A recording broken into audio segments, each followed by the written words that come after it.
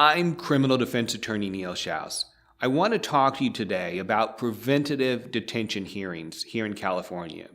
These are going to take the place of traditional bail hearings. By way of background, California has traditionally had a cash bail system. So say, for example, you get arrested for domestic violence. That carries a $50,000 bail.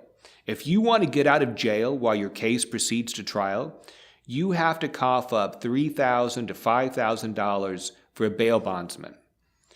Everybody understood that this system was unfair. It meant that people with money could get out while poor people had to sit in jail while their court cases proceeded.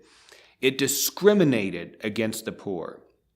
Well, now the California governor has signed into law Senate Bill 10.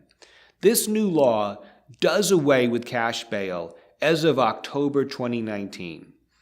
Under the new system, if the prosecutor objects to the defendant being released pre-trial, the judge will have to hold a preventative detention hearing.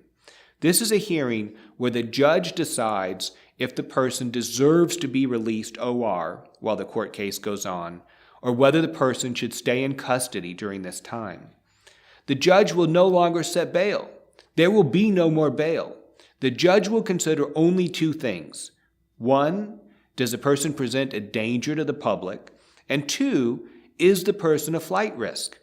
If the person is neither a danger to the public nor a flight risk, he or she must be given an OR release. Again, this new system starts on October 1st, 2019, and it will mean that a good criminal defense lawyer is as important as ever, because a good lawyer can represent his client at the preventative detention hearing, and the lawyer can help to convince the judge that the client deserves to be released. If you have a loved one in jail somewhere in California, we invite you to call us here at the Schaus Law Group. We may be able to help get your loved one out of jail and keep your loved one out of jail.